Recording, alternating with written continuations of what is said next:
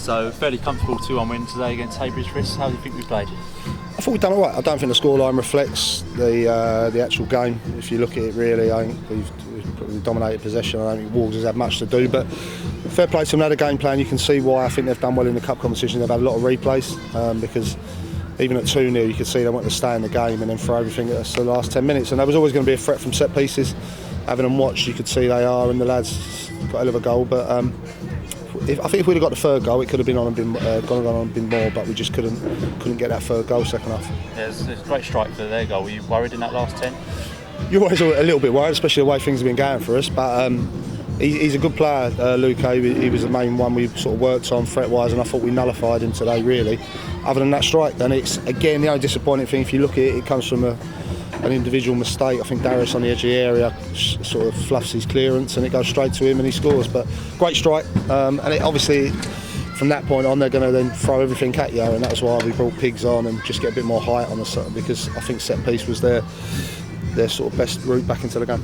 I know people would say it was lower league opposition, but how important is getting that win under your belt, especially at home? Obviously the boys now in the changing room much happier. Of course it is. If we'd have lost this game today, I think the club would have been meltdown.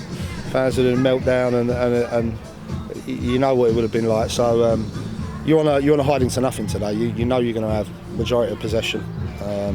You need that breakthrough. We got a bit of luck with Jamal's goal. I know the linesman put his flag up for handball, and on another day it goes. And I must admit, I said to Nicky on the bench that it's probably going to disallow it because of the way things have been going. But we got that breakthrough and then managed to get the second quite soon after. But it's really tough to play against sides like that come here and sit at their stall and sit behind, as we found with Enfield. But we kept probing and thankfully got there.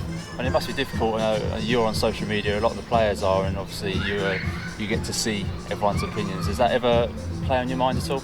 Not really. I find it quite amusing, to be honest with you. I see a Saunders out tweet, and I think that's a record for me. I made it to January before getting that, so that's why I liked it. It is what it is, isn't it? You're in the job. You got to be thick-skinned to be a manager, and I really don't pay any attention to it. My only concern is working on getting us winning games, and let's be honest, everything that could go against us has gone against us recently, and you have spells like that in football. Earlier in the season when we were on unbeaten run, everything was going our way, and at the moment, whether it be injuries, whether it be players leaving to go to league clubs, whatever it be, decisions not going our way, which is why, again, another subject, we changed the captaincy today. It's just been one of them runs, and all you can do is, the only way you get through it is by working hard and doing the right things. I was sort of saying this earlier in the week that if you sort of mix that good run of form we had and then this bad run of form and put them together, you'd say, well, this is about where we expect to be, isn't it? I think for most people at the club, and those that have been following the club for a long time and involved with the club since we've been back here, I think it was a 10-year plan to get in around this level. We did it in 5 years, so I'm not defending recent results, but it's, listen, there's clubs with a lot bigger budgets than us, and clubs a lot bigger than us, no disrespect, that are a lot lower than us in the league. So I'm quite pleased. It's obviously when you make a run for your own back, when you have a run like we did and you go on the winning run we did, it's always going to happen. And our home form hasn't been good enough, and I'm not defending that at all. But we'll get there. We'll keep working. We'll get players in. We'll do whatever we can to put the run right. Plenty of rumours surrounding Piggott and a move to Wimbledon, and obviously we saw him at the end there going up right to the fans at the Glen Coast stand. So can you give us an update? Yeah, he's a bit premature there. He ain't signed yet, so he shouldn't have been doing that. But no, we had a few clubs coming for him, some League Two and League One, and we allowed him to speak to one of the clubs yesterday. They met a fee that we agreed to, and he went and met their manager yesterday. He's a bit torn, to be fair to you. He generally does love the club, and he's enjoyed his time here. But I always said to him, if we could get him to sign, that I felt if he scored goals he'd move back on, because he's just turned 24 and he's got all the ability in the world, and he deserves everything he's got. His attitude is first class.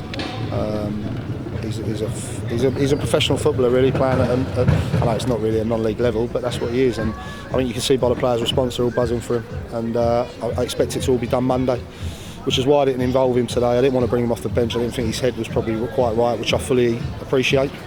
But like I say, he's getting everything he deserves, and good luck to him. Are we expecting to see that transfer fee that Piggott gets reinvested into perhaps a new player? I'd love to see it. I'll have a chat with Terry and Bill. Do you know what? Terry, Oliver and Bill, whatever I've asked in the past, they've always backed me. So I'm sure if I go to them and say there's a player I want and this is what it's going to be, as long as it's reasonable, then I'm sure we'll look to do it. We're not in a position of maybe other clubs that pay ridiculous amounts of wages a week. I think if you spoke to a lot of clubs at this level, if they realised what Pigs was on or above, they'd be quite surprised, because we've done well to get him for what we did. But he's we'll see. I need to replace his goals, no matter what you say. D can do the central role, got no issue with that. But what Pigs does is he guarantees your goals, and we need to replace that.